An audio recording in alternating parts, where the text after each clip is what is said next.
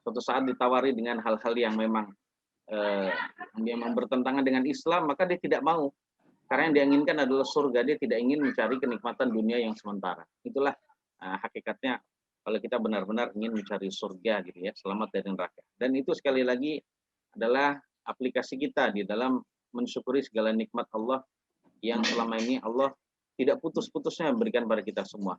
Karena memang eh, kenikmatan tersebut itu butuh disyukuri, dan kesyukuran itu butuh mengamalkan, butuh pengamalan gitu ya. Karena itu Allah Subhanahu wa taala berfirman kepada keluarganya Nabi Daud, "I'malu ala Dawud syukra."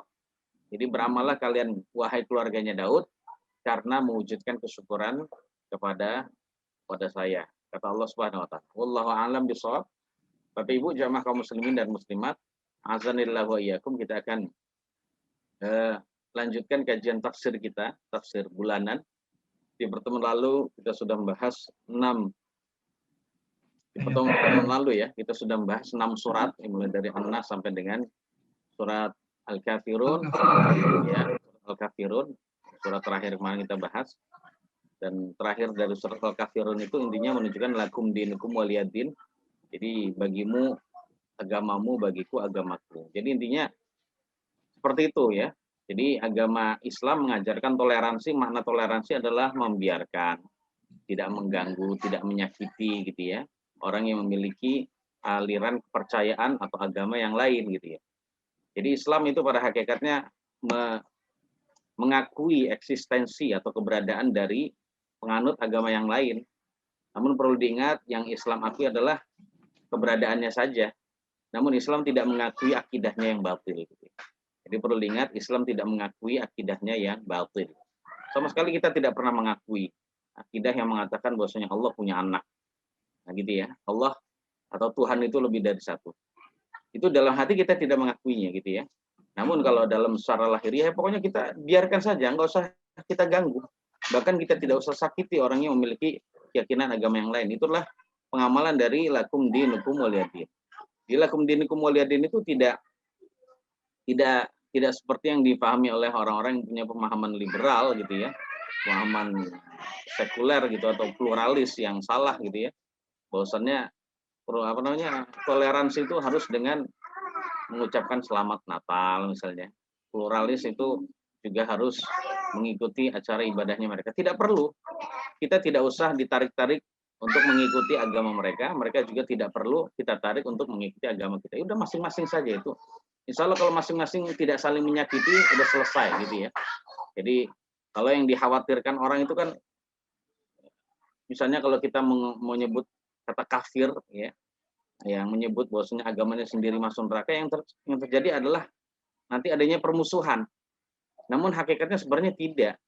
Jadi menganggap bahwasanya agama kita lah yang benar, yang lain itu keliru. Namun Islam memiliki ajaran bahwasanya walaupun mereka keliru tidak boleh kita ganggu. Nah, seperti itulah Islam. Adapun keyakinan agama yang lain, kalau menganggap agamanya sendiri itu adalah yang mengakibatkan ini terjadinya permusuhan, perpecahan, peperangan gitu ya. Ini adalah tidak benar, tidak harus. Mungkin keyakinan mereka demikian itu. Tapi kalau kita tidak demikian. Jadi walaupun kita di dalam hati kita adalah menganggap mereka itu akidahnya tidak benar gitu ya. Tapi kita tidak perlu mengatakan itu di depan dia, tidak perlu. Karena itu adalah suatu bentuk menyakiti mereka gitu ya. Dan cukup kita yakini saja ini adalah agama yang benar. Di majelis-majelis kita saja dan tidak perlu di luar gitu ya. Nah itu ini berkenan dengan momen kita di di acara Natal dan juga tahun baru. Baik Bapak Ibu sekalian yang dirahmati oleh Allah Subhanahu wa taala, kita akan membahas berikutnya tafsir dari surat yang mulia, surat yang Allah turunkan di Makkah menurut pendapat dari mayoritas ulama, yaitu surat Al-Kautsar. Surat Al-Kautsar. Al-Kautsar itu maknanya secara bahasa maknanya adalah kebaikan yang sangat banyak. Jadi kebaikan yang sangat banyak atau nikmat yang sangat banyak. Jadi Bapak Ibu sekalian yang dirahmati oleh Allah Subhanahu wa taala, sebelum kita membahas tafsir dari surat Al-Kautsar, ya kita akan menjelaskan identitas dari surat Al-Kautsar dulu, singkat gitu ya, bahwasanya surat ini dinamai di seluruh mushaf dan juga kitab-kitab tafsir dengan suratul Kautsar. Ya, dinamai dengan suratul Kautsar. Namun terkadang ada juga seorang ulama bernama Imam Al-Bukhari dalam kitab sahihnya, dalam bab tafsir atau kitab tafsir gitu ya. Beliau menamai surat ini dengan suratu Inna A'tainakal Kautsar. Jadi bukan surat Al-Kautsar tapi suratu Inna A'tainakal Kautsar. Ada lagi yang menamai surat ini dengan surat An-Nahr. Surat An-Nahr karena ada kalimat wanhar. Wanhar artinya menyembelih lah gitu ya. Nah ini Bapak Ibu sekalian, itu makna atau apa namanya nama ya, nama dari surat Al-Kautsar. Jadi intinya adalah yang paling dikenal adalah suratul Kautsar. Kemudian Bapak Ibu sekalian, surat ini menurut mayoritas ulama diturunkan di Mekah. Sebagian ulama mengatakan surat ini diturunkan di Madinah. Wallahu a'lam bishawab, mana yang benar kita tidak tahu. Itulah perbedaan pendapat di kalangan ulama. Bagi kita tidak terlalu penting. Yang penting kita tahu ya bahwasanya ada yang mengatakan di Mekah, dengan mengatakan di Madinah. Bagi kita ini adalah surat atau firman Allah ini yang paling utama. Dan paling utama bagi kita adalah untuk bisa mengamalkannya. Adapun kita tidak mengetahui sama sekali atau bahkan tidak mengetahui kepastiannya turun di mana, tidak penting bagi kita ya. Tapi bismillahirrahmanirrahim. Kita akan bacakan surat yang mulia ini sebentar agar kita benar-benar bisa mendapatkan faedah dan juga pahala, karena satu huruf dari Al-Qur'an itu dihitung 10 kebaikan ya, Mas sekalian. Dihitung 10 kebaikan. Baik, kita akan baca surat yang mulia ini. Ya, kita baca sesuai dengan kaidah tajwid dan juga makharijul huruf. Ya, saya mulai baca, nanti Bapak Ibu silakan mengikuti dengan niati karena Allah, ikhlas karena Allah. Mudah-mudahan Allah memberikan pahala kepada kita dan juga menerima amal ibadah kita saat kajian ini. A'udzu billahi minasy syaithanir rajim. Monggo silakan.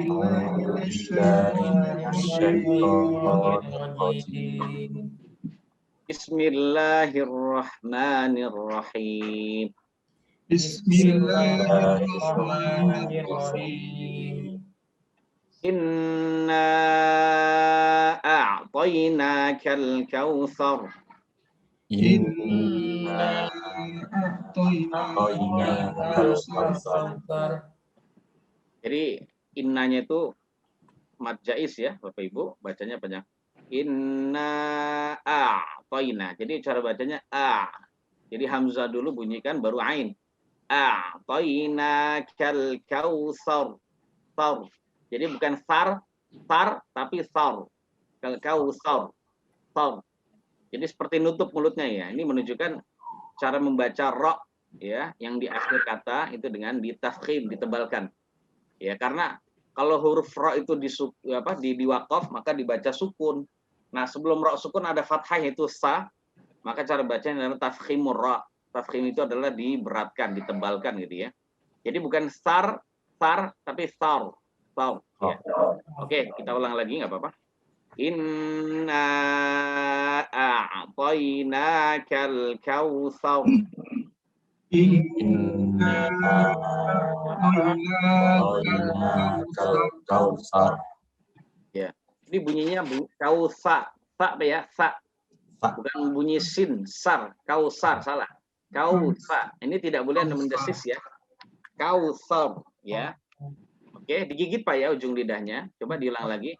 Inna a'tainakal kautsar. Inna a'tainakal kautsar. Fasholli li rabbika wanhar. Fasholli li rabbika wanhar. Ya. Fasholli li rabbika. Jadi tidak boleh ada yang dipanjangkan. Wanhar juga demikian. Wanhar bukan wanhar, har tapi har, ya. Fasholli li rabb. Cepat ya. Fasholli li rabbika wanhar. Silakan. Fasholli li rabbika wanhar. Inna syani'aka huwal abtar. Inna syani'aka huwal abtar. Ya. Baik, kita akan bacakan tafsir dari surat Al-Kautsar. Bismillahirrahmanirrahim. Inna a'tainakal kautsar. Sesungguhnya kami Allah telah memberikan kepada kamu, kamunya di sini adalah Muhammad ya. Sesungguhnya kami telah memberikan kepada kamu nikmat yang sangat banyak. Nikmat yang sangat banyak. Jadi penerjemah Bapak Ibu sekalian itu menerjemahkan Al-Kautsar itu secara bahasa. Yaitu Al-Kautsar maknanya secara bahasa adalah kebaikan yang sangat banyak atau nikmat yang sangat banyak. Makanya di sini diterjemahkan sesungguhnya kami telah memberikan kepada kamu nikmat yang sangat banyak. Sebelumnya saya jelaskan tentang kami, ya tentang kami karena di sini menjadi salah satu atau diantara dari kerancuan yang memang diluncurkan oleh orang-orang Kristen kepada kita. Jadi agar kita mengakui keyakinan mereka yang memiliki Tuhan lebih dari satu gitu ya. Itu berkata kami, sesungguhnya kami. Kami di sini kami Allah ya maksudnya adalah. Kenapa berkata kami gitu ya Bapak Ibu sekalian? Berarti menunjukkan ini memperkuat akidahnya Nasrani gitu ya. Bahwasanya Allah itu atau Tuhan itu lebih dari satu. Maka kita katakan tidak demikian. Jadi kami kalau dalam bahasa Arab itu maknanya adalah nahnu gitu ya. Nahnu, inna dan nahnu kalau digabung inna atau innana. Itu maknanya adalah kami. Kami itu Bapak Ibu sekalian adalah dhamir al-mukhatab al-muta'addid awil wahidil mu'azzim nafsahu. Itu kata ulama ahli bahasa Pak ya. Jadi nahnu artinya kami itu adalah kata ganti orang pertama. Kata ganti orang pertama yang jumlahnya lebih dari satu. Saya ulang, kami adalah kata ganti orang pertama yang jumlahnya lebih dari satu. Atau yang berjumlah hanya seorang saja. Atau yang berjumlah hanya seorang saja yang mengagungkan dirinya sendiri. Jadi kalau Allah Subhanahu wa taala ya berkata kami Allah itu bukan berarti Allah banyak gitu ya. Nggak harus seperti itu, kami banyak ya. Tapi Allah itu satu gitu ya, nggak ada yang sekutu bagi dia, nggak ada yang sebanding dengan dia. Jadi di sini menunjukkan bahwasanya Allah itu sedang mengagungkan ya, dan memuliakan zatnya sendiri. Allah sedang memuliakan dirinya sendiri. Memuliakan dirinya sendiri ini adalah sesuatu yang sangat layak bagi Allah Subhanahu wa taala ya. Ya seperti itu. Dan sesungguhnya kami telah memberikan kepada kamu wahai Muhammad nikmat yang sangat banyak. Nah, tentang masalah nikmat yang sangat banyak ini Bapak Ibu sekalian, para ulama berbeda tafsirannya ya. Para ulama berbeda tafsirannya. Sebenarnya nikmat banyak yang diberikan kepada Nabi Muhammad Shallallahu alaihi wasallam itu apa? Ya. Sebagian dari ulama bahkan mayoritas ulama mengatakan Al-Kautsar yang artinya adalah nikmat yang sangat banyak itu adalah Al-Kautsar nahrun fil jannah. Jadi Al-Kautsar nahrun fil jannah. Jadi ada yang menafsirkan Kautsar di sini adalah suatu sungai di surga. Jadi kebanyakan dari para ahli tafsir mengatakan Kautsar itu adalah sungai di surga yang sudah Allah berikan kepada Nabi Muhammad Shallallahu alaihi wasallam. Ini sekali lagi adalah kemuliaan yang Allah berikan kepada Nabi kita Shallallahu alaihi wasallam. Kemudian Bapak Ibu sekalian, ada lagi yang memberikan penafsiran bahwasannya Al-Kautsar itu adalah haudun Nabi, telaga Nabi di salah satu tempat di hari kiamat, Bapak Ibu. Jadi saya ulang, Kautsar itu adalah telaganya Nabi yang akan Allah berikan kepada Nabi Muhammad SAW ya di salah satu tempat di hari kiamat itu. Karena Bapak Ibu sekalian di hari kiamat itu ada tempat-tempat yang sangat banyak gitu ya. Jadi tempat-tempat dan juga fase-fase yang begitu banyak. Nah, salah satu fase di hari kiamat adalah al-haud. Al-haud itu adalah telaga. Jadi pendapat yang kedua yang mengatakan bahwasannya Al-Kautsar itu adalah telaga Nabi. Disebut telaga Kautsar. Yang pertama tadi disebut sungai, Pak. Sungai Al-Kautsar yang itu diberikan kepada Nabi di surga. Kalau ini belum di surga, Pak. Kalau pendapat yang kedua di surga, tapi belum masuk ke dalam surga. Ya, seperti itu, Bapak Ibu. Dan pendapat yang lain sangat banyak, Pak. Ada yang mengatakan bahwasannya Al-Kautsar itu maknanya adalah kenabian. Ada yang mengatakan adalah Al-Qur'an. Ada yang mengatakan bahwasannya Al-Kautsar itu maknanya adalah Islam. Ada yang mengatakan bahwasanya as-syafaat dan lain-lain. Namun pendapat yang kuat wallahu a'lam bishawab adalah pendapat mayoritas ahli tafsir yang mengatakan bahwasannya Al-Kautsar itu adalah nahrun fil jannah, yaitu suatu sungai di dalam surga, Bapak Ibu. Karena Nabi sendiri yang pernah menafsirkan Al-Kautsar itu adalah sungai di surga. Maka penafsiran Nabi didahulukan dibandingkan penafsiran para ahli tafsir yang ada. Ya. Di antaranya adalah hadis yang sahih yang diriwayatkan oleh Al-Imam Abu Dawud, Imam An-Nasai dan lainnya, Bapak Ibu sekalian. Suatu ketika, ini kata Anas bin Malik radhiyallahu taala anhu ya. Jadi suatu ketika Nabi tidur sebentar, Pak. Ini Nabi dengan para sahabat lagi ngumpul gitu ya. Lagi ngumpul, tiba-tiba Nabi tidur sebentar. Setelah tidur sebentar gitu Pak, tiba-tiba beliau mengangkat kepalanya dalam keadaan tersenyum. Bangun tidur sebentar gitu ya. Dia mengangkat kepalanya dalam keadaan tersenyum.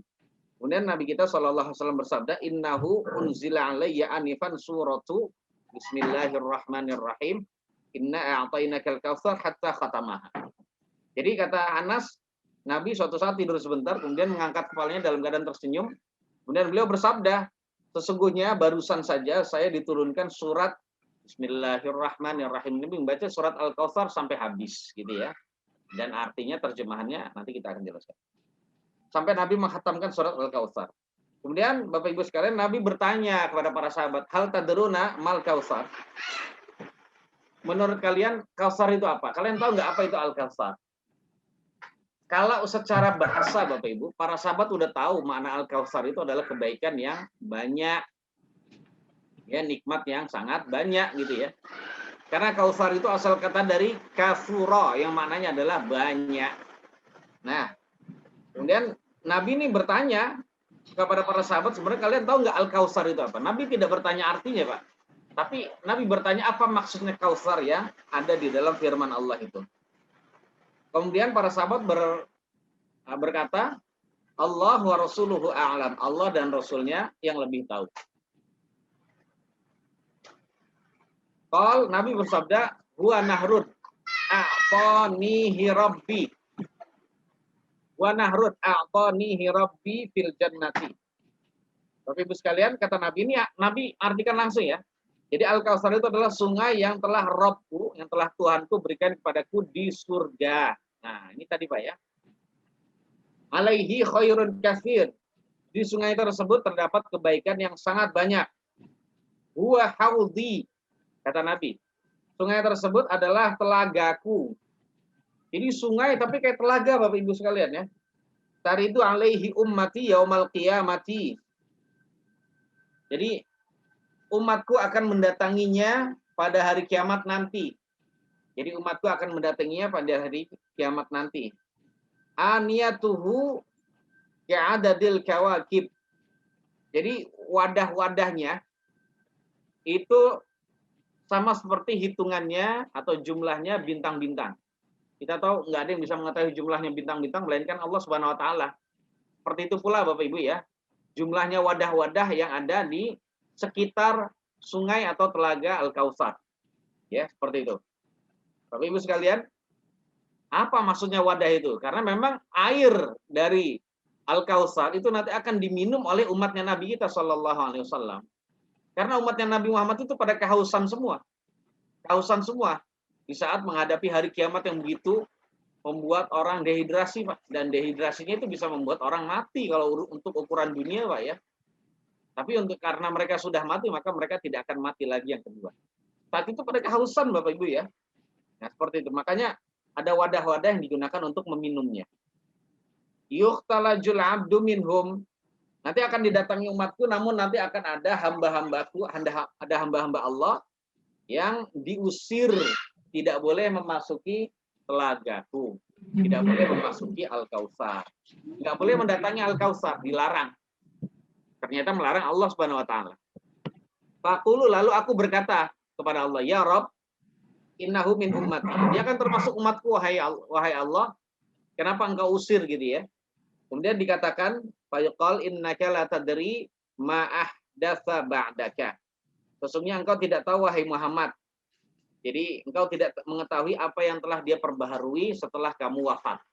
Artinya kamu tidak tahu setelah kamu wafat dia murtad dari Islam. Atau kamu tidak mengetahui setelah keluar dari Islam dia membuat aturan-aturan baru di dalam agamamu. Gitu ya. Artinya berbuat bid'ah Bapak Ibu ya. Nah seperti itu. Nah dari hadis ini menunjukkan Bapak Ibu sekalian bahwasanya pertama tafsiran dari Al-Kautsar yang tepat adalah tafsiran dari Nabi kita Shallallahu Alaihi Wasallam yang mengatakan bahwasanya Al-Kautsar adalah nahrun fil jannah, sungai di surga, gitu ya. Sungai di surga yang telah Allah berikan untuk Nabi dan tentu saja menjadi kebaikan bagi umatnya. Jadi yang diberikan itu kepada Nabi, namun ternyata umatnya juga ikut mendapatkan kebaikan. Nah, kita berbangga Bapak Ibu sekalian dan bersyukur Allah pilih kita menjadi umatnya Nabi Muhammad Sallallahu Alaihi Wasallam. Dan di sini juga ada pelajaran Bapak Ibu bahwasannya setelah Nabi wafat kita tidak boleh murtad dari Islam, tidak boleh. Kemudian setelah Nabi wafat kita juga harus mengikuti sunnah Nabi. Kita tidak boleh membuat perkara-perkara baru di dalam agama. Karena perkara baru, aturan baru, tata cara ibadah baru di dalam agama Allah ini benar-benar suatu kelancangan gitu ya. Dan itu akan menyebabkan kita tidak bisa mendatangi telaga. Saat kita membutuhkan minum, Pak, kita tidak boleh minum gitu. Ya, seperti itu. Kemudian Bapak Ibu sekalian, di dalam riwayat yang lain, ya, dalam riwayat Imam Al-Bukhari dan Muslim dari sahabat Nabi Anas bin Malik, Allah Subhanahu wa taala telah menjelaskan tentang Al-Kautsar itu. Telah Allah sudah menjelaskan tentang Al-Kautsar lewat nabinya. Jadi Nabi kita Shallallahu Alaihi Wasallam bersabda, Bapak Ibu sekalian, ya ini diriwayatkan oleh Anas bin Malik. Nabi kita Shallallahu Alaihi Wasallam bersabda, dakhaltul jannah. Kata Nabi, saya sudah masuki surga. Saya telah memasuki surga. Faidha ana binahrin hafatahu khiyamul lu'lu'. Setelah saya masuk surga, lalu tiba-tiba saya melihat sebuah sungai yang pinggiran-pinggirannya itu adalah terdapat kemah-kemah yang terbuat dari berlian. Jadi berlian itu di surga itu udah menjadi sesuatu yang biasa, Bapak Ibu. Ya itu adalah tentu saja kemuliaan.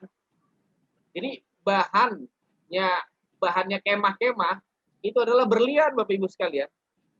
Jadi bukan kemah yang terbuat dari kain gitu, bukan.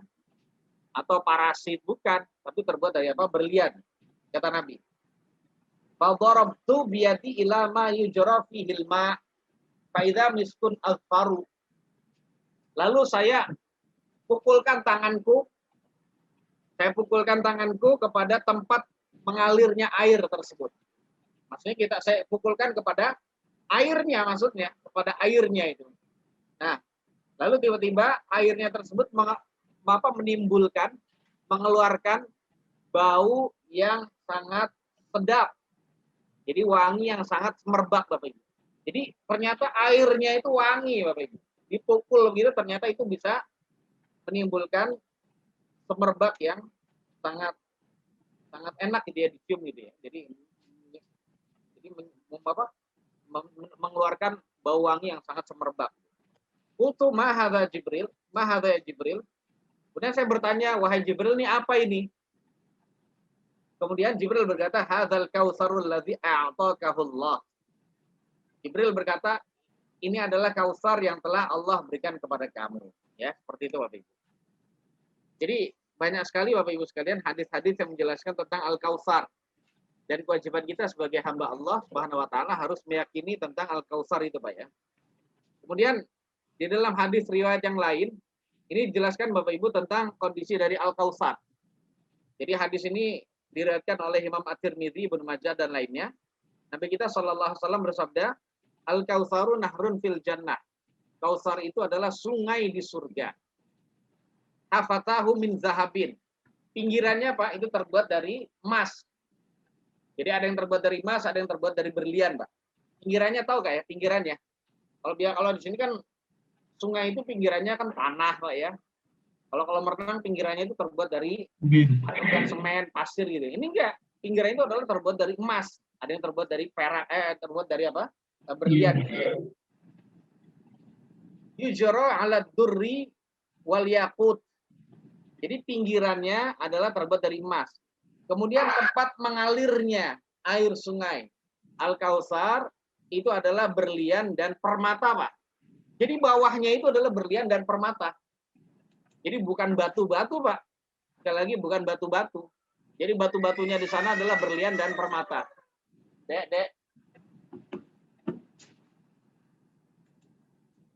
Kemudian turbatuhu atyabu minal miski.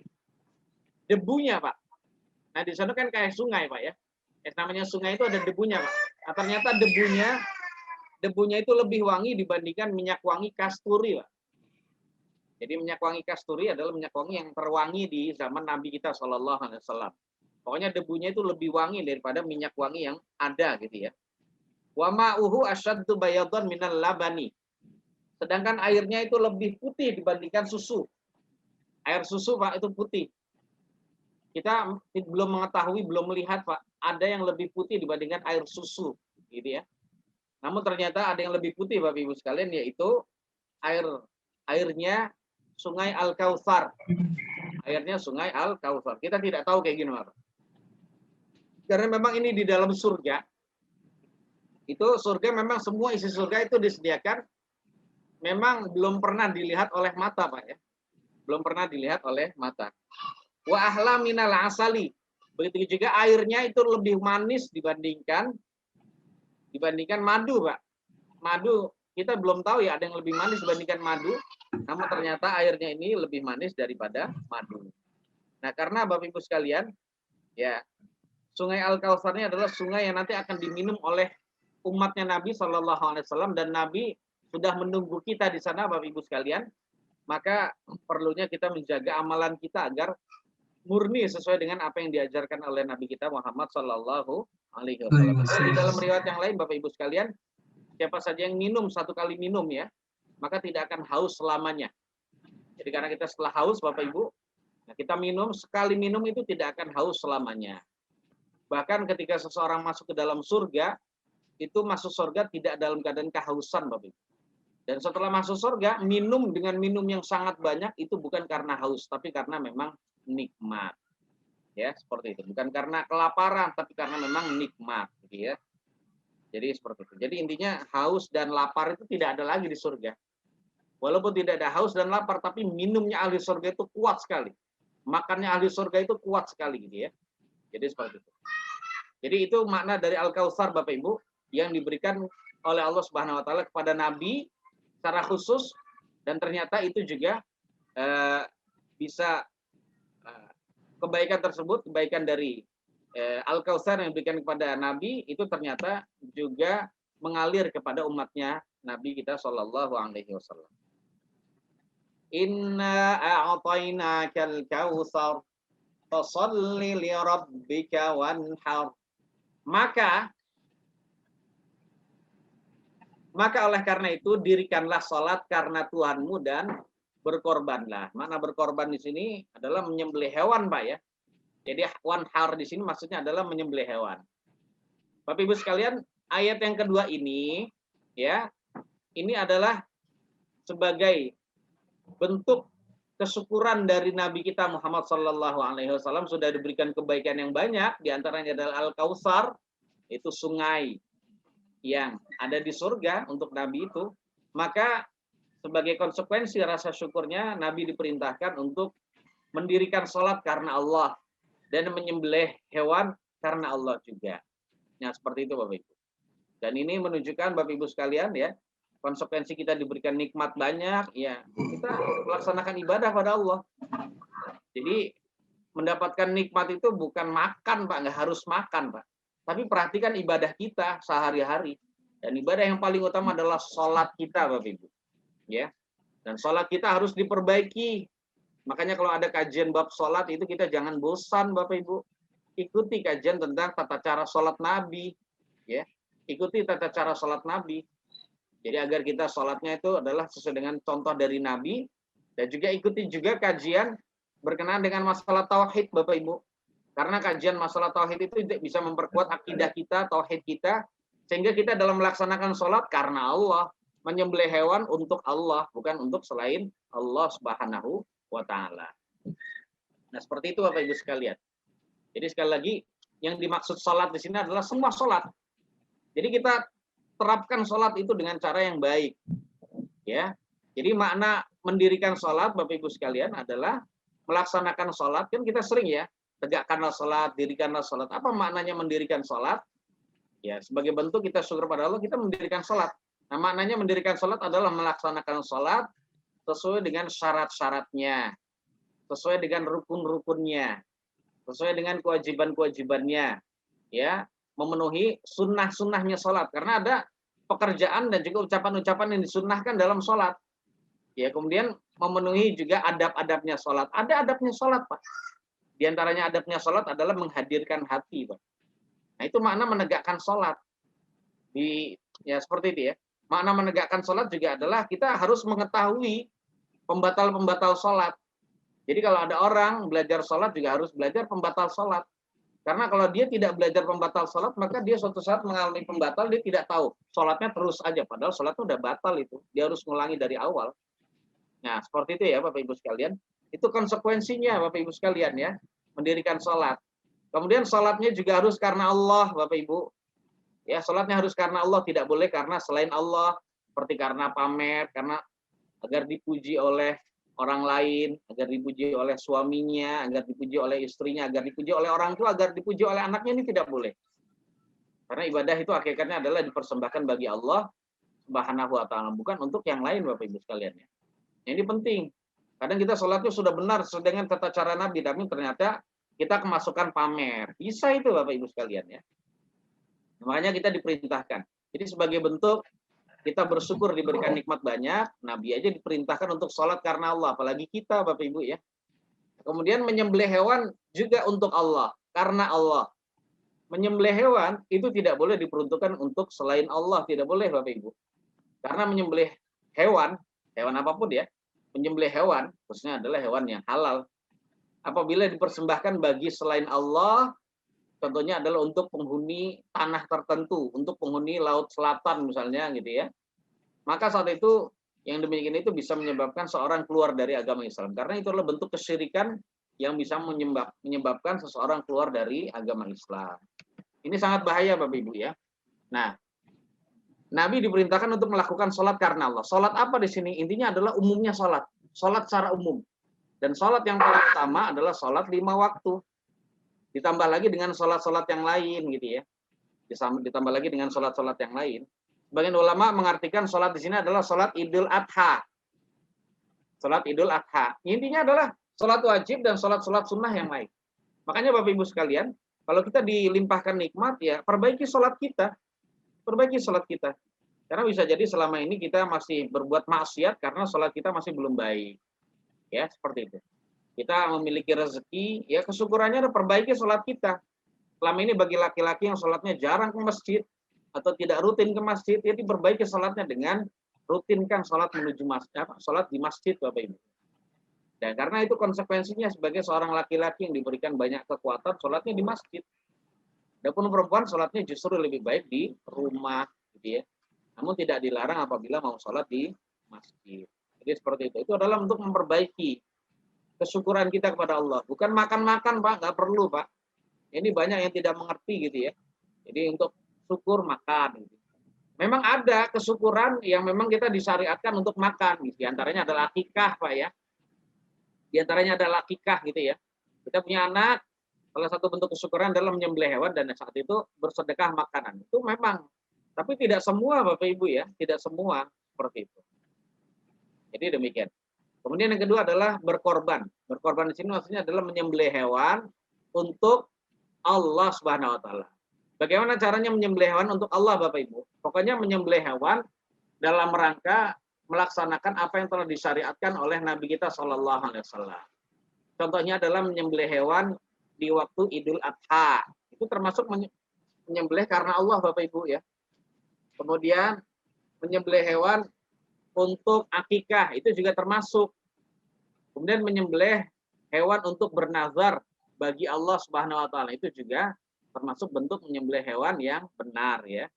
Namun kalau bentuk menyembelih hewan tapi diperuntukkan atau untuk bisa mendekatkan diri kepada selain Allah, maka itu jadi adalah syirik dan itu bisa mengeluarkan pelakunya dari agama Islam. Wallahu a'lam bishawab. Walaupun intinya makna keluar dari agama Islam bukan berarti ya Bapak Ibu sekalian kita murtadkan langsung, kita kafirkan langsung orang yang melakukan persembahan di Laut Selatan. Tidak demikian. Ini adalah menjelaskan secara umum Bapak Ibu ya. Tapi bukan untuk memvonis orang-orang yang melakukan demikian. Nabi kita yang mulia Bapak Ibu sekalian telah melaknat ya, telah melaknat kepada orang yang menyembelih untuk selain Allah dalam hadis yang sahih yang diriwayatkan diantaranya oleh Imam Ibnu Hibban dan Imam An-Nasai dan lainnya gitu ya. Nabi kita Shallallahu Alaihi Wasallam bersabda Pak ya, la'anallahu man dzabaha li ghairillah. Semoga Allah melaknat orang menyembelih untuk selain Allah. Nah, ini penting sekali Bapak Ibu ya. Nah, kalau di antara kita memiliki rezeki banyak, ingin membangun sebuah gedung Bapak Ibu, ya, kemudian suatu saat dapat bisikan dari dukun misalnya, bahwasannya Bapak harus menyembelih seekor kerbau, kemudian kepalanya ditanam di tanah tersebut agar penghuninya tidak marah. Maka kita katakan jangan turuti seperti itu. Karena ketika menuruti itu akan bisa menodai keimanan kita. Bahkan bisa jadi kita termasuk orang yang keluar dari Islam Bapak Ibu ya. Makanya berhati-hati. Yang benar gimana? Ya kita tawakal kepada Allah Subhanahu wa taala. Jadi diantaranya adalah dibekali dengan ketawakalan diri kita dan juga tukangnya, penting tuh Pak ya, tukangnya. Karena biasanya nanti yang diganggu adalah tukangnya, Pak. Yang diganggu adalah tukangnya, tukang bangunannya, Pak ya. Makanya tukangnya dibekali ketakwaan kepada Allah Subhanahu wa taala agar tidak takut hanya digoda dengan penampakan-penampakan gitu ya, seperti itu Bapak Ibu. Makanya usahakan kalau memiliki tukang bangunan, tukang yang sholat, Pak. Diperintahkan untuk sholat gitu ya. Waktunya sholat gitu ya. Jadi agar bisa bertakwa kepada Allah Subhanahu wa taala. Kalau sudah takwa, setan nggak berani Bapak Ibu, ya. Seperti itu. Kemudian Nabi juga menuliskan sabdanya wala'anallahu man ghayyara tuhumal ard. Dan semoga Allah melaknat orang yang merubah batas-batas tanah. Jadi merubah batas tanah agar kawasan dia, tanah dia itu lebih luas, Pak. Ya. Wala'anallahu man la'ana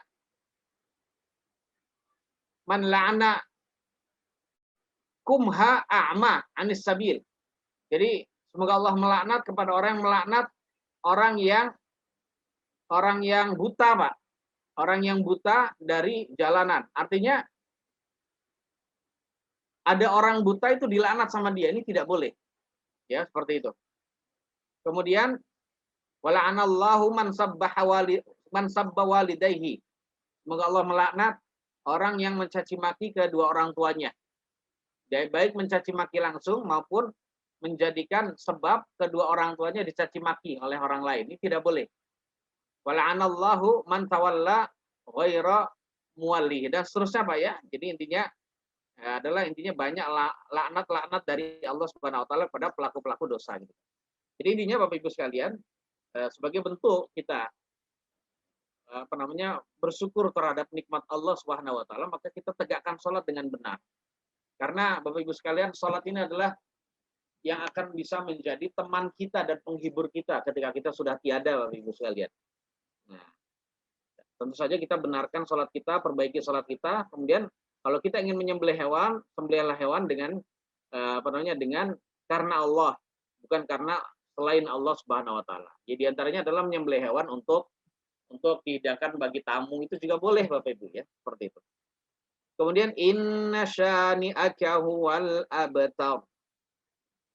Jadi intinya ayat 2 Bapak Ibu menunjukkan bahwasannya karena Nabi sudah diberikan nikmat banyak, maka konsekuensinya adalah bersyukur, dan bersyukur itu harus dengan amalan. Sama seperti ajaran untuk kita juga bahwasanya bersyukur itu adalah dalam bentuk amal solih kita.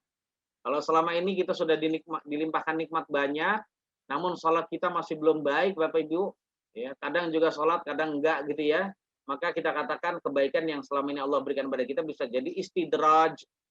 Ya, istidraj Bapak Ibu. Apa makna istidraj? Kita lihat mana istidraj dari Nabi yang mulia. Hadis yang mulia, Nabi Muhammad SAW bersabda dalam hadis yang diriwayatkan oleh Imam Ahmad dari sahabat Nabi Uqbah bin Amir, "Idza ra'aitallaha yu'til 'abda minad dunya wa huwa muqimun 'ala ma'asihi fa innama dzalika min istidraj." Jadi apabila kamu melihat seorang hamba diberikan oleh Allah nikmat dunia yang dia mau, dalam keadaan dia terus dalam kemaksiatan. Maksiat terus, tapi ternyata dapat nikmat terus, Pak. Ibadahnya nggak benar, namun ternyata dia dapat nikmat terus, maka ketahuilah nikmat yang diberikan itu adalah istidraj. Ya. Apa makna istidraj, Bapak Ibu? Istidraj itu adalah bukti atau suatu kondisi di mana Allah ingin merusak seseorang secara pelan-pelan. Allah sengaja memang membinasakan orang itu secara pelan-pelan supaya dia bertambah dosanya, Bapak Ibu. Dan kita jangan sampai menjadi orang seperti itu. Suatu ketika kita ya dilimpahkan rezeki terus oleh Allah, namun ternyata selama ini ibadah kita masih tidak baik, maka harus berhati-hati, kata ulama, Pak. Jadi ketika Allah Subhanahu wa taala memberikan kamu nikmat yang banyak dalam keadaan kamu bermaksiat padanya, maka berhati-hatilah. Itu adalah sebenarnya bukan bentuk kita ini dalam keadaan benar, Bapak Ibu. Ya tidak. Ya, seperti itu ya. Kemudian Bapak Ibu sekalian yang berikutnya, inna syani'aka huwal abtar. Sesungguhnya orang-orang yang membencimu, ini sebenarnya bukan orang-orang Pak ya, orang saja. Sesungguhnya orang yang membenci kamu, dialah orang yang terputus, Bapak Ibu ya. Dialah sesungguhnya orang yang membenci kamu, dialah orang yang terputus. Maknanya apa, Bapak Ibu sekalian? Jadi makna terputus di sini maknanya adalah terputus dari segala macam kebaikan. Jadi inna mubaghidaka wal munqati'u 'anil khairi 'alal umum. Itu maknanya ya. Jadi sesungguhnya orang yang membenci kamu wahai Muhammad adalah orang yang terputus dari semua kebaikan yang ada. Ya, seperti itu Bapak Ibu sekalian. Jadi ini mencakup semua kebaikan di dunia dan di akhirat. Jadi siapa saja yang membenci Nabi maka sebenarnya dia tidak ada kebaikan sama sekali, Pak. Walaupun sebenarnya hartanya banyak, anaknya banyak, jadi jabatannya tinggi, dia namanya diangkat oleh Allah di dunia, namun ternyata itu adalah sebagai istidraj dari Allah Subhanahu wa taala.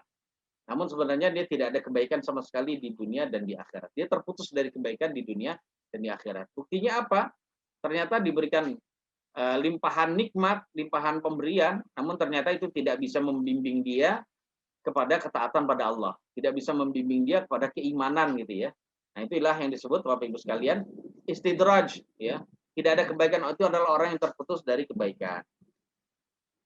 Ya, makanya hati-hati.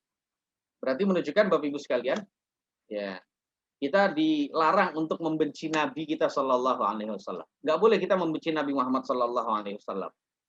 Jadi karena siapa saja yang membenci Nabi, begitu juga baik membenci pribadinya, Pak, maupun membenci ajarannya.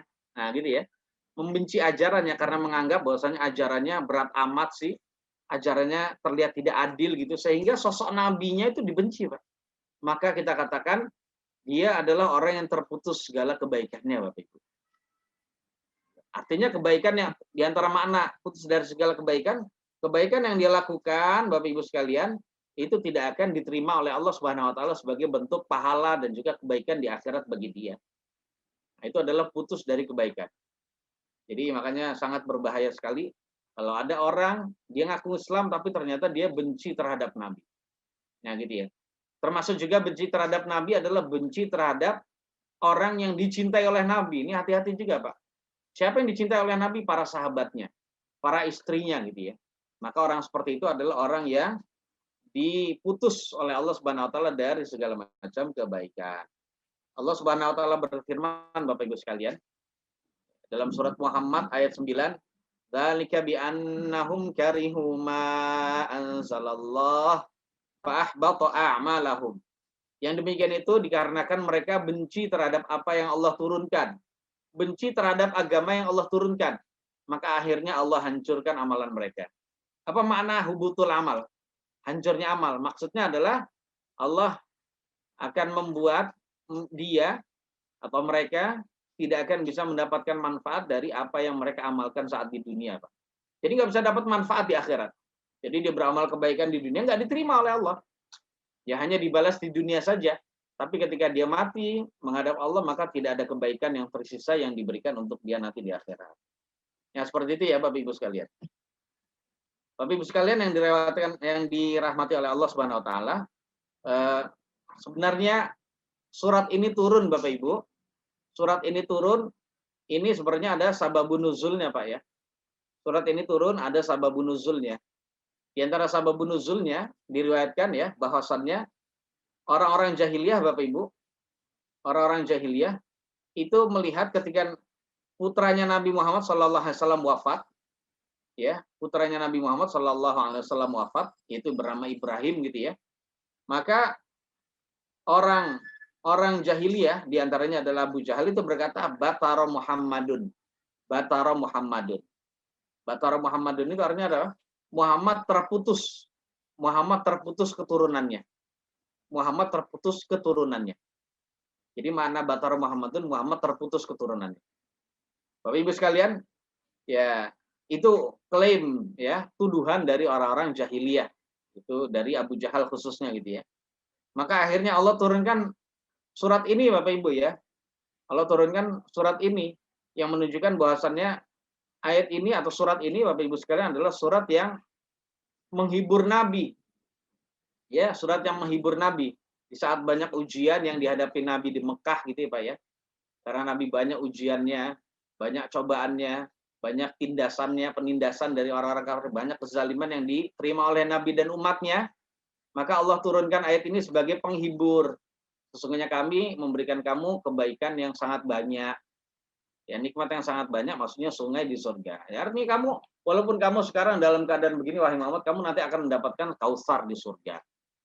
Nah, seperti itu. Dan ayat yang kedua, walaupun demikiannya tetap tegakkan sholat dengan baik. Kemudian menyembelih, kalau menyembelih hewan itu adalah karena Allah. Menyembelih hewan karena Allah. Jangan berbuat syirik seperti yang dilakukan oleh orang-orang musyrik Mekah itu tadi. Kemudian ayat yang ketiga, Allah berfirman, sesungguhnya orang benci pada kamu, dialah yang sebenarnya yang putus. Yang putus itu bukan kamu, wahai Muhammad. Yang putus dari kebaikan bukan kamu, wahai Muhammad, gitu ya. Tapi yang putus dari kebaikan itu adalah orang-orang kafir Mekah, orang-orang musyrik Mekah yang mengatakan bahwasannya ya itu tadi ya, yang membenci Nabi maksudnya. Jadi orang-orang musyrik Mekah lah yang putus dari segala macam kebaikan. Jadi ayat ini intinya adalah bantahan, Pak.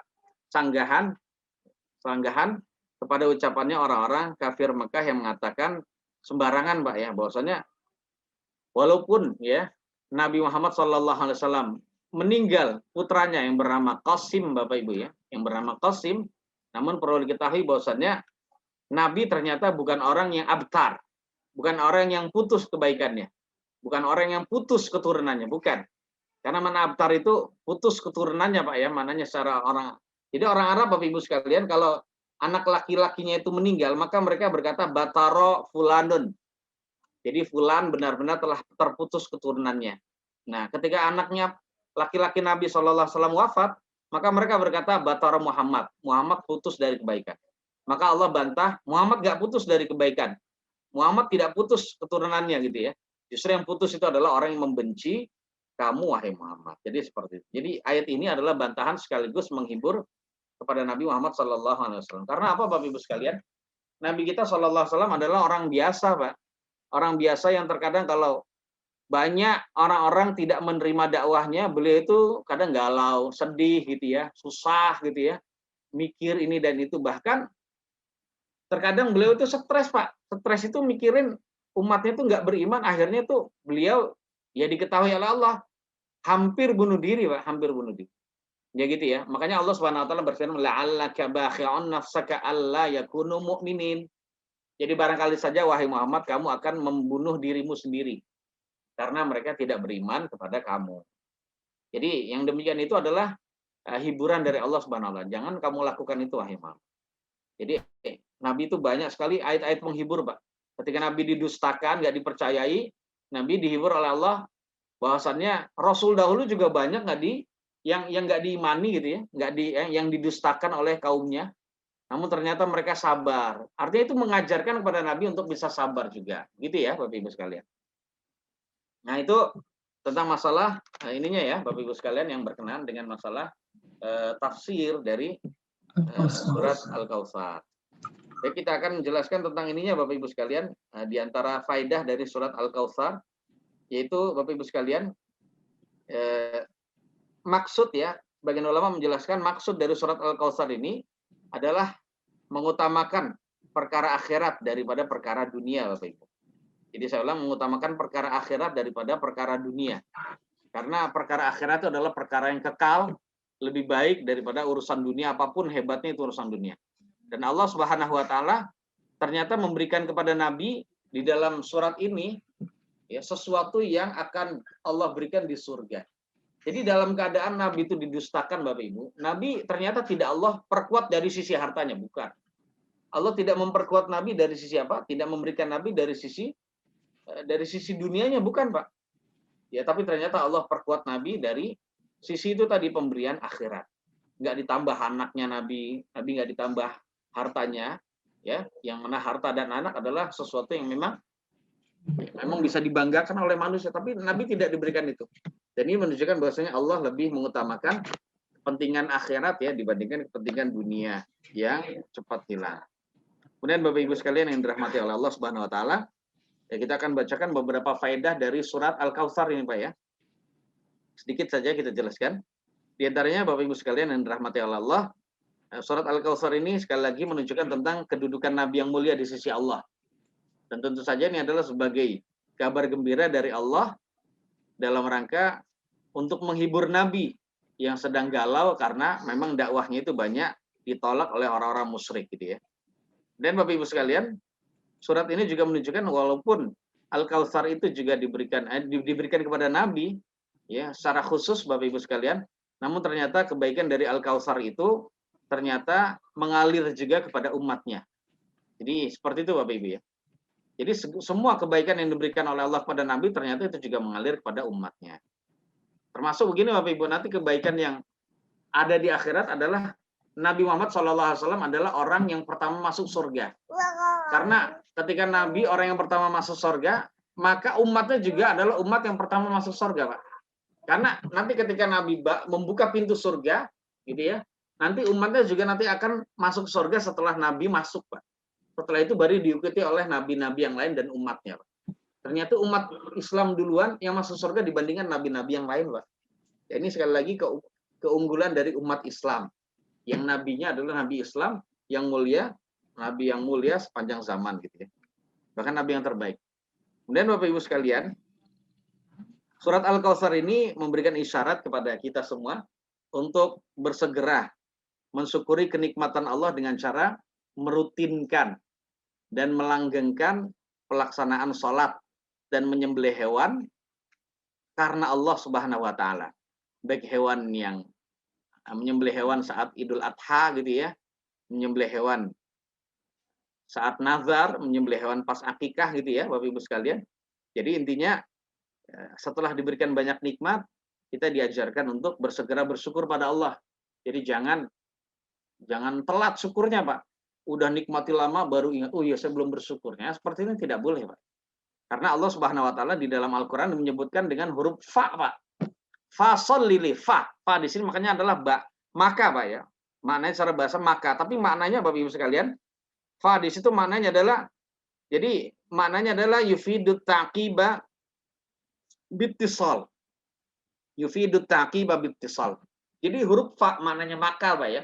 Itu maknanya adalah memberikan makna itu langsung tanpa ada jeda, Pak.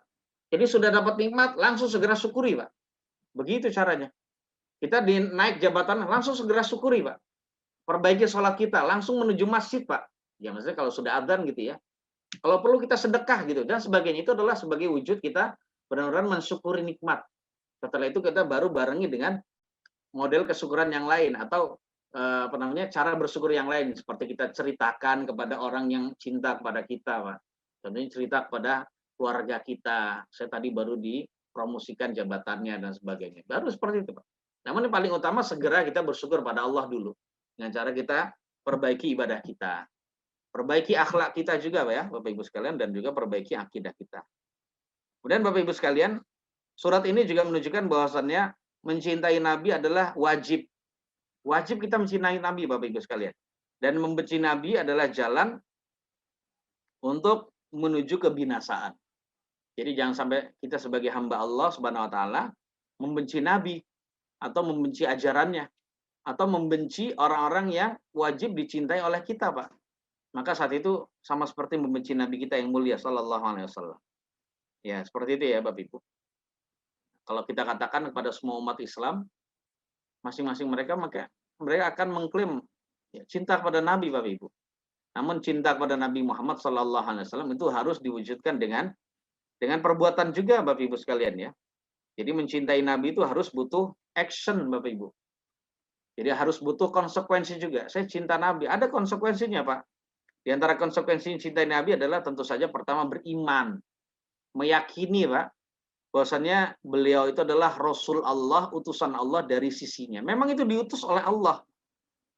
Itu adalah utusan dari Allah Subhanahu wa taala. Nah, kalau sudah demikian itu Bapak Ibu ya, kita akan mengagungkan dia, Pak. Ya. Dia akan menganggap beliau itu bukan seperti manusia biasa. Itu penting Bapak Ibu ya. Penting itu. Walaupun beliau sekarang tidak ada, tapi kan kita kan mengetahui peninggalan beliau berupa hadis-hadis, termasuk Al-Qur'an ya. Kemudian hadis-hadis Nabi. Kemudian konsekuensi cinta kepada Nabi Bapak Ibu sekalian adalah jadi lebih mencintai beliau.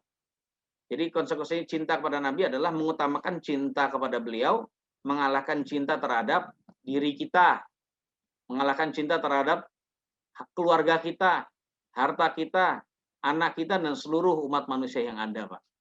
Jadi jangan sampai mengatakan cinta kepada Nabi, namun ternyata ketika bertabrakan kepentingan antara cinta kepada Allah, Rasul, dan juga keluarga, namun ternyata kita lebih mengedepankan keluarga. Ini tidak benar. Ini tidak benar, Bapak Ibu ya. Contohnya istrinya menghendaki kita di rumah aja, tapi kita pengen ngaji, Pak. Ya sudah. Dahulukan perintah dari Nabi gitu ya, untuk bisa thalabul ilmi, sudah selesai, syukur-syukur bisa dibawa keluarganya. Dan lain-lain, Pak ya. Dan lain-lain. Misalnya sekarang lagi pandemi gini ya. Kan laki-laki diwajibkan untuk sholat Jumat. Namun istrinya khawatirnya tidak beralasan, Pak. Padahal kita datang Jumatan juga nggak salaman, pakai hand sanitizer gitu ya, cuci tangan, bawa sajadah sendiri, pakai masker gitu ya, jaga jarak, sholat juga jaga jarak. Namun ternyata dilarang terus. Dan ternyata dia nurut sama istrinya, ini tidak boleh Bapak Ibu. Nah ketika itu berarti dia telah mendahulukan cinta kepada manusia dibandingkan cinta kepada Rasul. Ini tidak boleh. Ya seperti itu ya. Dan lain-lain Bapak Ibu ya. Jadi cinta kepada Nabi itu harus lebih diutamakan dibandingkan cinta kepada selain Nabi. Termasuk juga mengagungkan, menghormati Nabi Bapak Ibu dan beradab kepada Nabi. Di antaranya adalah beradab saat kita mendengarkan hadis Nabi yang mulia. Jadi dibacakan hadis malah rame, ini tidak boleh Bapak Ibu. Kalau dahulu itu di hadapan Nabi nggak boleh bersuara keras. Jadi suaranya lebih keras dibandingkan Nabi, ini tidak boleh, dilarang. Dilarang keras itu dosa besar Pak ya. Nah kalau sekarang termasuk dosa besar adalah lagi dibacakan di majelis hadis Nabi namun ternyata rame. Ini adalah dosa, tidak boleh. Ya, seperti itu Bapak Ibu sekalian. Termasuk mencintai Nabi, konsekuensinya adalah taat pada Nabi, menjalankan perintah dan juga menjauhi larangan ya, Pak. Ya, walaupun itu bertentangan dengan akal kita, bertentangan dengan hawa nafsu kita, keinginan kita, ya tetap harus taat Bapak Ibu. Ya, seperti itu. Kemudian termasuk cinta kepada Nabi, konsekuensinya Bapak Ibu sekalian adalah kita mengikuti Nabi, Pak. Karena beliau itu diutus oleh Allah untuk membawa contoh tata cara ibadah yang dikehendaki oleh Allah. Nah, kalau kita sebagai hamba Allah cinta pada Nabi, ngikuti Nabi.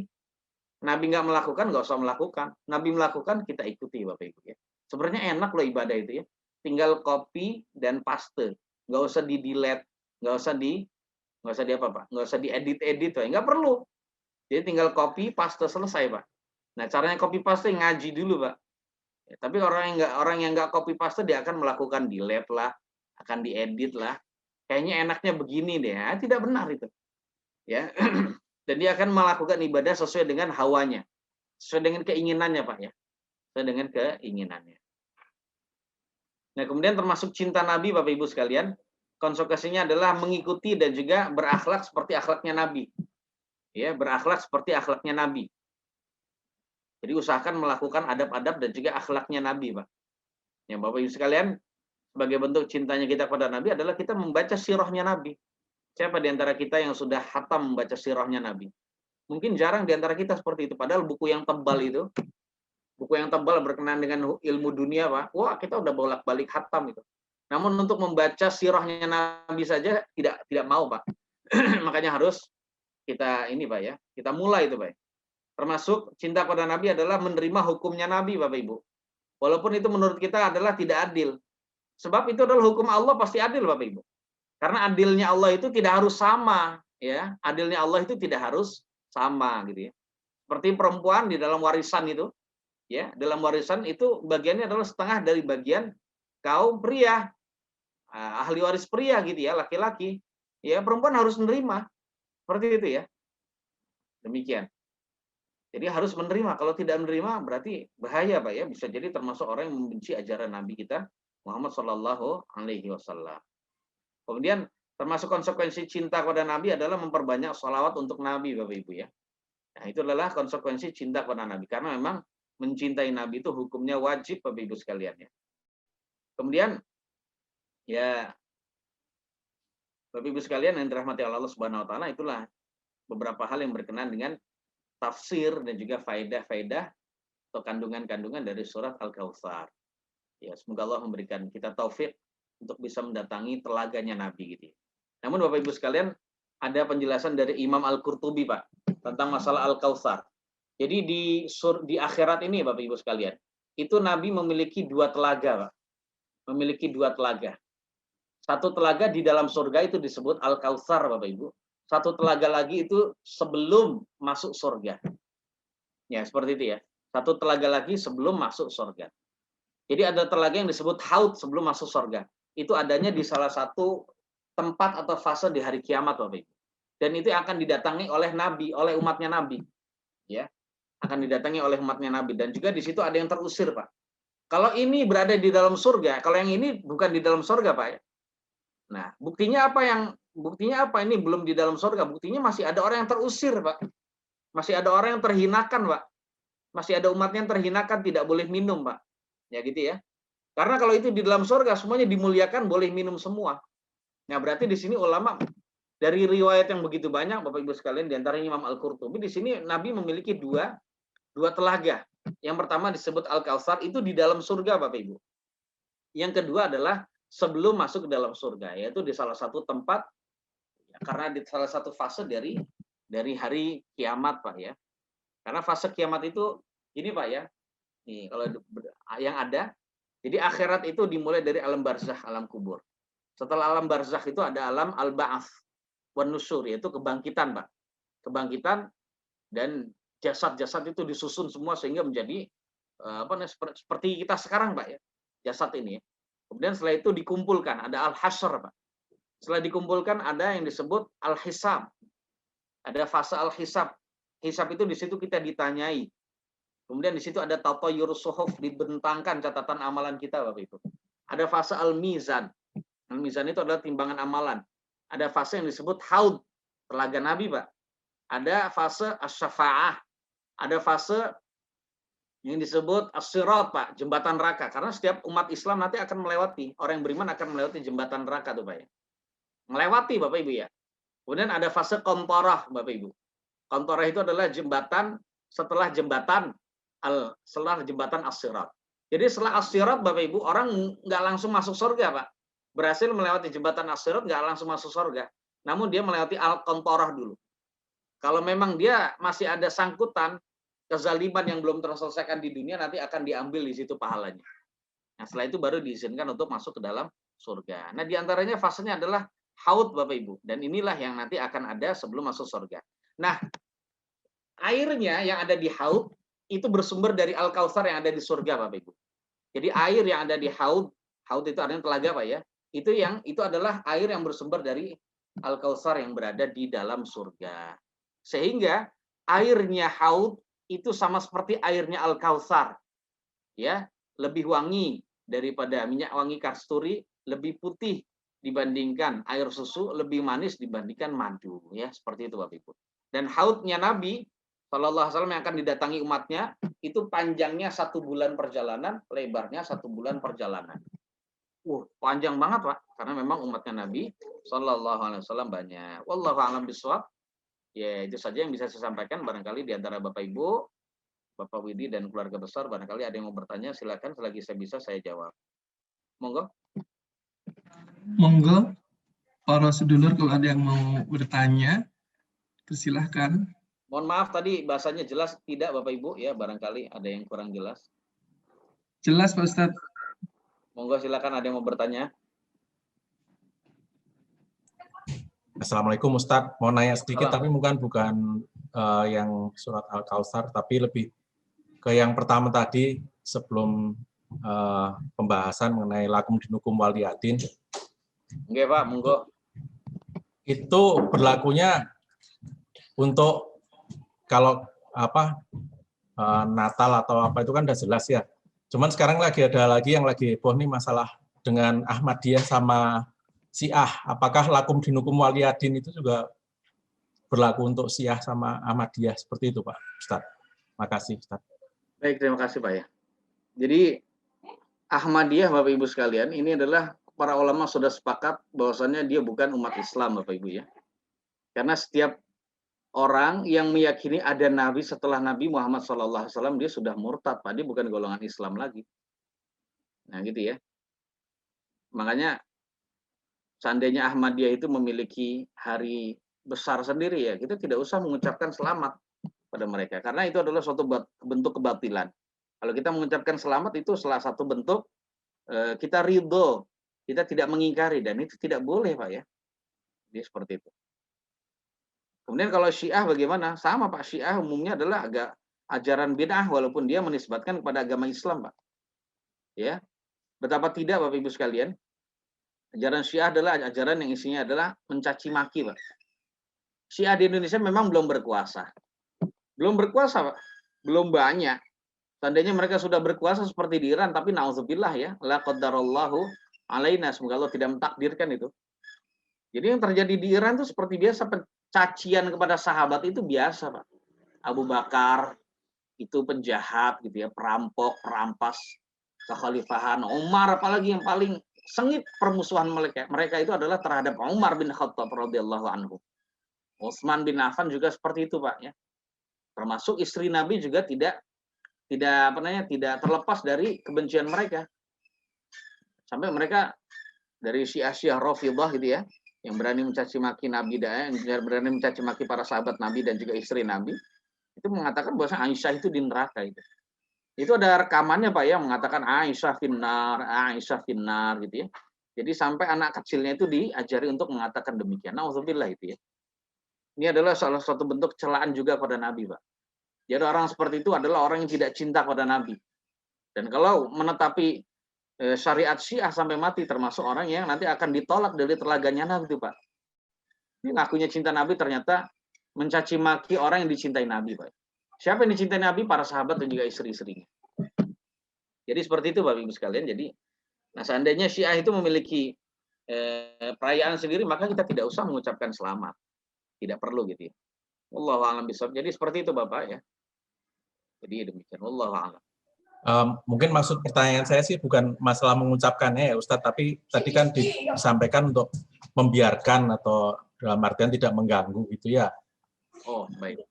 Nah, kalau yang Syiah sama Ahmadiyah ini kan apakah termasuk kan ini sekarang Menteri Agama lagi mau melindungi Ahmadiyah sama Syiah, jadi sikap kita itu seperti apa gitu untuk yang... Ya, sikap kita gini Pak ya. Oh baik, ini ya baik.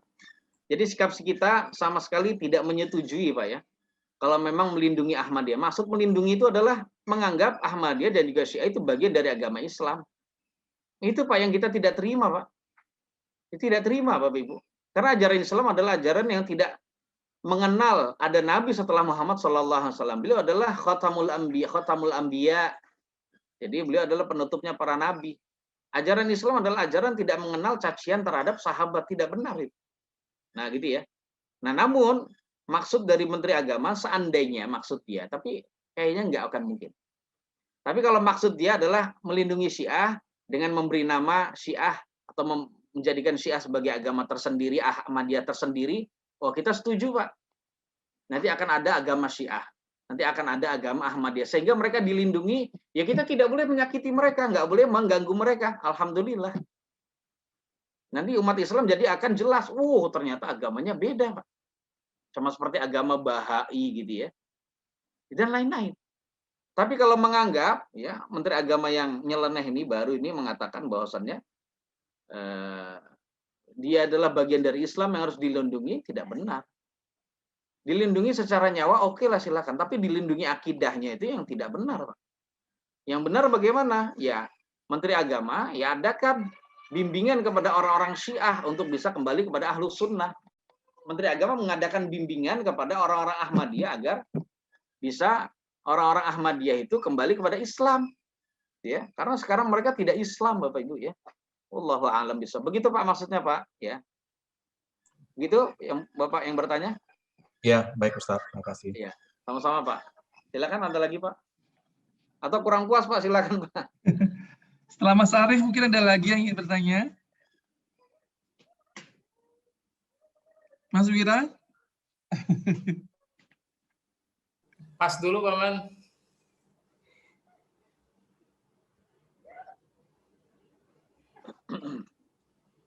Silakan Pak, Bu, mana yang mau bertanya? Berkenaan dengan cinta Nabi tadi udah diwadahi ya. Jadi cinta kepada Nabi itu ternyata ada konsekuensinya. Ya, ada konsekuensinya. Jadi tidak hanya sekedar klaim saja. Hendaknya konsekuensi-konsekuensi yang sudah kami sebutkan tadi itu kita amalkan Bapak Ibu sekalian karena kita ingin bertemu dengan Nabi di telaga yang mulia. Nanti di sana ada ini Pak ya. Jadi ngafe bareng di sana, minum bareng dengan Nabi dan juga umat yang lain Pak. Jadi reuni akbar di sana Pak. Dengan umat Nabi. Ternyata itu umat Nabi, itu sahabat Nabi deh. Ya bisa ketemu Pak semua. Bisa ketemu semua ya Bapak Ibu sekalian. Tapi itu adalah mereka yang sesuai dengan ajaran Nabi Bapak Ibu. Oh itu Imam Asy-Syafi'i itu. Oh itu Imam Malik. Oh itu Imam ini. Ketemu Bapak Ibu sekalian. Ketemu. Ya, seperti itu. Jadi umat-umat Islam terdahulu nanti akan ngumpul di situ. Jadi reuni akbar. Jadi dari berbagai zaman dan masa, tempat gitu Pak ya. Jadi siapa saja menjadi umat Nabi yang memang memenuhi syaratnya, tidak berbuat bid'ah, tidak murtad, tidak banyak berbuat dosa besar tentunya Pak ya. Dia nanti akan mendatangi telaga Haud. Ya, ketika minum Pak, wah, sekali minum aja Pak, nggak akan haus selamanya. Monggo silakan, ada lagi pertanyaan? Baik, monggo. Ada yang mau bertanya lagi? Mungkin dari Pak Dokter silakan.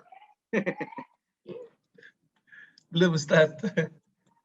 Tapi insya Allah udah jelas Pak ya. Jadi jelas, ini ya. pelajaran buat kita semua untuk cinta kepada Nabi dengan sesungguhnya cinta.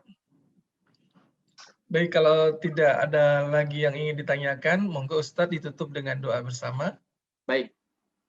Ya Bapak Ibu sekalian, itulah kajian kita di sore hari ini. Semoga Allah memberikan manfaat, ya, tambahan faidah, tambahan ilmu dan amal, tambahan cinta kita kepada Nabi kita yang mulia Sallallahu Alaihi Wasallam, tambahan kesyukuran kita kepada Allah karena kita ditakdirkan menjadi umat Nabi Muhammad Sallallahu Alaihi Wasallam, sehingga ini bisa menambah keimanan kita.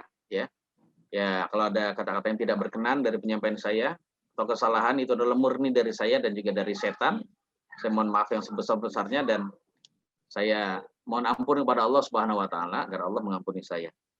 Dan jangan lupa apa yang sudah kita ketahui bersama kita kasih tahu kepada yang lain. Kemudian di akhir majelis ini kita berdoa kepada Allah. Bismillahirrahmanirrahim. Alhamdulillahirabbil alamin. Allahumma shalli ala Muhammad wa ala ali Muhammad kama shallaita ala Ibrahim wa ala ali Ibrahim wa barik ala Muhammad wa ala ali Muhammad kama barakta ala Ibrahim wa ala ali Ibrahim fil alamin innaka Hamidum Majid. Allahumma qassim lana min khasyatika ma yahul bihi bainana wa baina ma'asik wa min ta'atika ma tuballighuna bihi jannatak wa minal yaqini ma tuhawwinu bihi alaina musibatid dunya wa matti'na bi asma'ina wa basarina wa quwwatina ma ahitana waj'alhu al-waritha minna waj'al sa'rana 'ala man zalamana wansurna 'ala man 'adana wa la taj'al musibatana fi dinina wa la taj'alid dunya akbaru hammina wa la taj'alid dunya akbaru hammina wa la mablagha 'ilmina wa la tusallit 'alaina man la yarhamuna. Allahumma arina al-haqqa haqqan warzuqna ittiba'ah wa arinal batila batila warzuqna ijtinabah wa la taj'alhu multabisan 'alaina fanadhilla waj'alna lil muttaqina imama. Rabbana atina fid dunya hasanah wa fil akhirati hasanah wa qina adzabannar. Sallallahu ala nabiyyina Muhammadin wa alihi wa sahbihi wasallam. Subhanakallahumma wa bihamdika asyhadu an la ilaha illa anta astaghfiruka wa atubu ilaik. Wassalamualaikum warahmatullahi wabarakatuh.